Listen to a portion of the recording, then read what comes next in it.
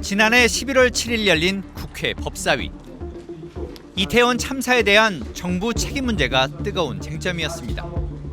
김남국 의원도 정부를 비판했습니다. 대통령, 법무부 장관, 검찰총장이 전부 다 마약 수사와 관련된 부분에 집중하다 보니 안전과 관련된 부분, 이런 부분에 소홀한 거 아니냐라는 이런 질문을 하는 겁니다.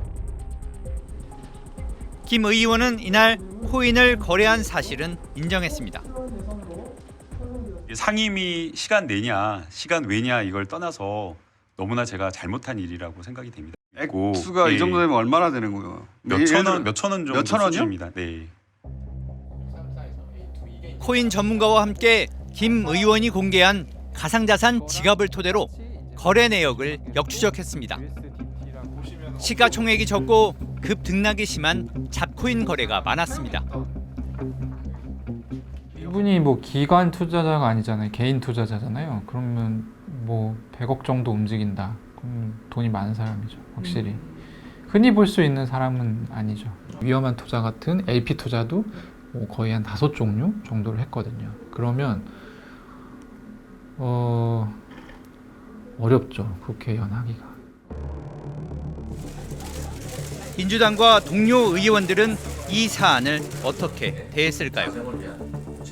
김 의원과 함께 당내 강성 초선 의원들의 모임인 철험회 소속 김용민 의원. 페이스북에 민주당은 서민도 누구나 얼마든지 부유해질 수 있는 나라를 만드는 정당이라고 썼습니다. 돈 버는 게 무슨 죄냐는 뜻입니다. 또 다른 철험회 의원도 김 의원을 두둔했습니다.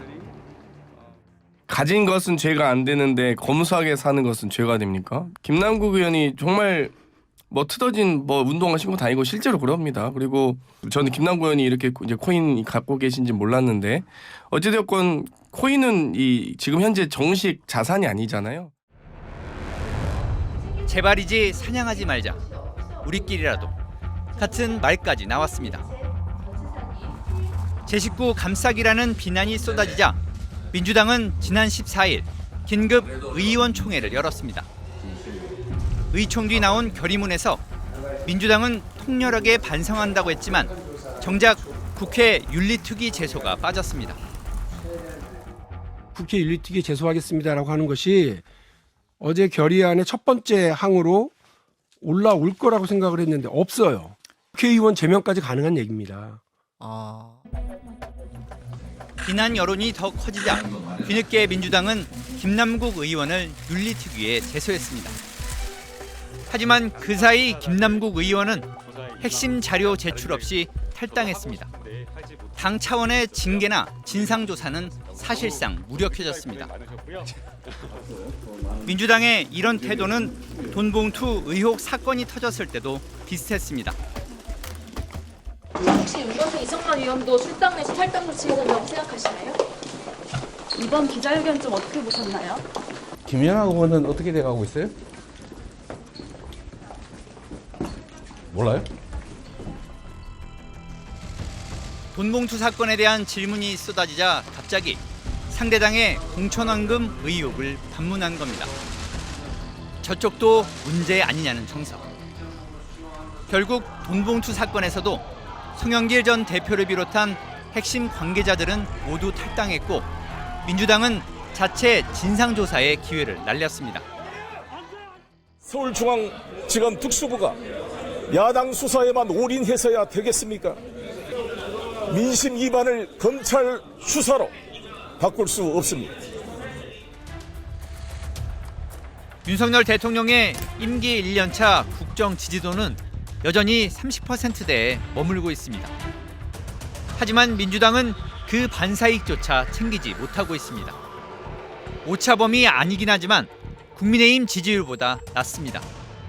민주당은 왜 이렇게까지 된 걸까요? 우리 당의 지독하게 따라붙는 내로남불의 꼬리표부터 떼어내야 합니다. 우리의 허물을 직시하지 않는 채 남의 허물만 지적하는 것이 내로남불입니다. 문제의 원인을 검찰 수사 같은 밖이 아니라 안에서 찾아야 한다는 목소리도 있습니다. 당성 지지층에 휘둘리다 보니 당이 자정 능력을 상실했다는 겁니다. 방송에서 의원직을 사퇴하라고 했더니만 그 막 지지자들이 와서 아 윤석열 정권이랑 지금 싸우기도 바쁜데 왜 내부 총질이냐 막 이러더라고요. 당 내부에 있는 그런 문제에 대해서 지적도 못하나라는 생각이 드는데 이게 결국 선거 제도 때문에 반사이익을 얻는 양당 구조 때문이라고 저는 생각을 합니다.